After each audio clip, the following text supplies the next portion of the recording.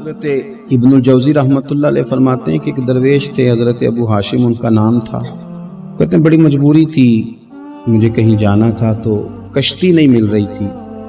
اچانک ایک کشتی گزرنے لگی تو میں بھی سوار ہونے لگا تو ملاح نے مجھ سے کہا کہ یہ ایک صاحب بیٹھے ہیں، بڑے امیر ہیں، ساتھ ان کی کنیز ہے، انہوں نے مجھ سے بک کر لی ہے، ساری کی ساری کی عقیدہ تھی، سالم کرا لیا ٹانگا، وہ ساری کی ساری بک کر لی ہے، تو میں تو کسی کو نہیں بٹھا سکتا۔ تو وہ جو صاحب بیٹھے تھے بڑے سیٹھ آدمی تھے، کہنے لگے میاں آپ کسی اور کشتی میں، اور جو ان کی کنیز تھی نا وہ کہنے لگی چہرے سے کوئی نیک آدمی لگتا ہے، چلو اتنی سواریوں کی جگہ ہے، کسی کونے خدرے میں بیٹھ جائے گا، ہمارا کیا جائے گا۔ کہا اچھا چلو آ جاؤ۔ کہتے میں کونے میں بیٹھ گیا، تھوڑا رستہ آگے گیا، انہوں نے کھانے کا سامان نکالا، مجھے بھی کھلایا، لیکن کھاتے کھاتے میری نظر پڑی تو اس میں تو شراب کے برتن بھی تھے معاذ۔ پھر اس شخص نے کھانا کھانے کے بعد اس کنیز سے کہا کہ مجھے معاذ اللہ گانا سناؤ۔ وہ گانے گانے لگی، یہ میری طرف متوجہ ہونے لگا، مجھے کہنے لگا سنو، میں نے کہا میں یہ نہیں سنتا۔ پھر میری طرف شراب بڑھائی، میں نے کہا میں نہیں پیتا۔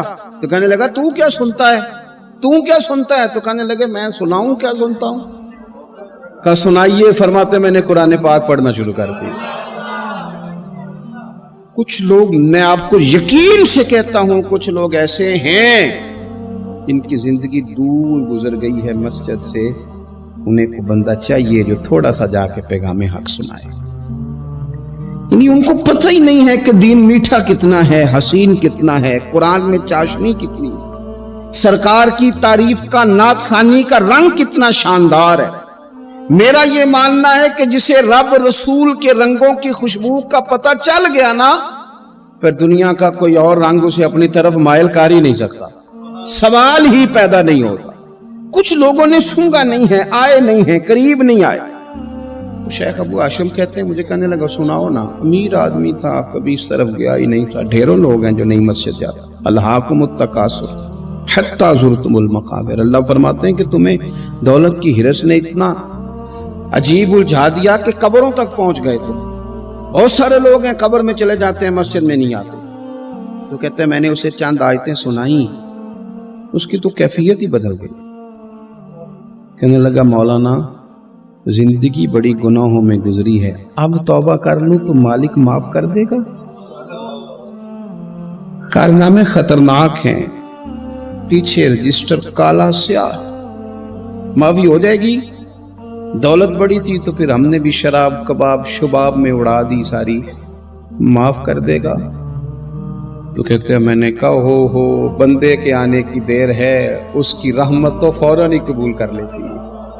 ویسے بھی عدل کریں تے تھر تھر کمبن، اونچیاں شانہ والے تجھے فضل کریں تے پھر تے بخشے جامن میرے جے منہ کالے۔ کہتے اس نے اس کنیز کو آزاد کیا، دولت اللہ کی راہ میں خیرات کی، 40 سال میرے ساتھ رہا۔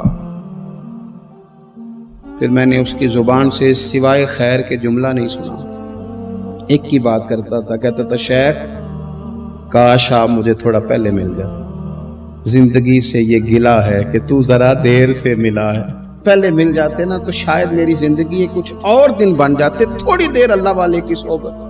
آپ فرماتے ہیں پھر وہ 40 سال کے بعد میرے سامنے انتقال ہوا، میں نے ہی دفن کیا، میں نے ہی قبر میں اتارا، جنازے کا اہتمام بھی میں نے ہی کیا۔ میرا یار تھا، دل لگ گیا تھا، پیار ہو گیا، میں پریشان رہتا۔ ایک دن خواب میں مل کے مجھے کہنے لگا فکر نہ کر، میں نے اپنے رب کو بڑا ہی مہربان پایا ہے، میں نے اسے بڑا کریم پایا ہے، معاف کرنے والا پایا ہے، درگزر کرنے والا پایا ہے، اس نے فضل فرما دیا، میرے گناہوں پر اس کے عفو و درگزر کا قلم چل گیا ہے، اور میرے حق میں جو فیصلہ آیا ہے وہ رحمت والا ہی آیا ہے۔ جو لوگ کہتے ہیں نا میرا دل نہیں بدلتا، جو لوگ کہتے ہیں میری کیفیت نہیں بدلتی، ذوق نہیں آتا، تو یہ حدیث بتاتی ہے کہ ذوق بھی کوئی خاص صحبت میسر آئے تو پھر ہی قائم رہتا ہے۔ وہ جو محبوب علیہ السلام نے فرمایا نا کہ اللہ کا بندہ وہ ہے جسے دیکھو تو رب یاد آ جائے۔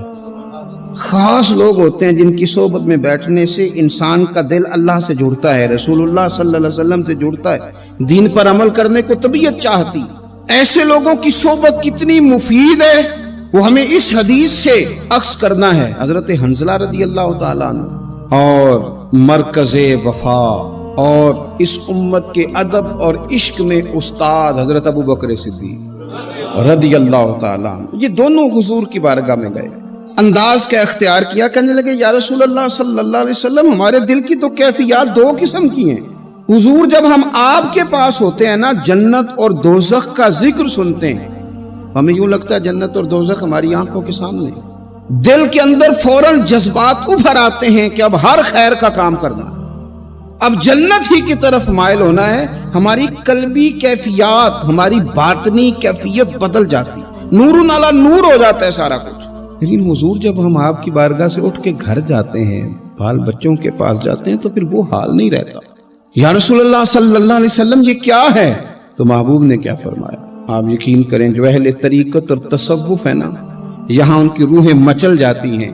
حضور فرمانے لگے حالت ایک طرح کی نہیں رہتی، ہاں اگر تمہاری وہی حالت رہے جو تمہاری میرے پاس ہوتی ہے، اگر کیفیت باطنیہ وہی رہے جو میری بارگاہ میں ہوتی ہے، تو فرمایا تم بستروں میں موجود ہو اور فرشتے آ کے تم سے سلام کریں، تم ابھی رستوں میں ہو اور فرشتے تم سے ملاقات کریں، اگر تمہاری کیفیت وہ بن جائے جو یہاں ہوتی ہے، اگر تم اسی پر جم جاؤ، وہی حالت ہو جائے، تو پھر تو فرشتے گویا آئیں تمہاری زیارت کے لیے، تمہاری ملاقات کے لیے فرشتے آئیں۔ اگر کیفیات بدل جائیں کسی اللہ کے بندے کی بارگاہ میں بیٹھ کر، تو پھر اس کیفیت کو برقرار رکھنے کی کوشش کی جائے، اگرچہ حضور نے فرما دیا کہ کیفیات ایک جیسی نہیں رہتی۔ اور چلو میرے بھائی تھوڑی دیر کے لیے ہی صحیح، جتنی صحبت میسر آئے، شاید اسی لیے امام اعظم ابو حنیفہ رحمۃ اللہ علیہ کی عمر 60 سال سے زیادہ تھی، تو کسی نے پوچھا حضور کتنی عمر ہے؟ فرمایا عمر ہے 3 سال۔ حضرت آپ تو علم، عمل، روحانیت، معرفت کے شاہ سوار ہیں، تو ساری داڑھی سفید اور آپ کہہ رہے ہیں 3 سال۔ فرمانے لگے عمر وہی 3 سال ہے جو امام جعفر صادق کی خدمت میں گزر گئی۔ وہ کیفیات جو ان کی بارگاہ میں رہتی تھیں، وہ انداز جو ان کی بارگاہ میں رہتا تھا، جو ان کے پاس ہوتا تھا، وہ پھر کہیں اور میسر ہر مشکل دی کنجی یارو ہاتھ مرداں دے آئی، اور مرد نظر کرے جس ویلے، اوئے ہوئے مرد نظر کرے جس ویلے، مرد نظر کرے جس ویلے، پھر مشکل رہے نہ کائی۔ وہ جو کیفیات ہے نا اس وقت کی، ان کو رب کا بندہ ملے اور انسان اس کی صحبت میں بیٹھ کے اپنے رب کو یاد کرے، رسول کریم کی محبت میں مچلے، تو پھر وہ لمحے اتنے قیمتی ہیں کہ وہ زندگی سنوارنے کے لیے کافی ہو سکتے ہیں۔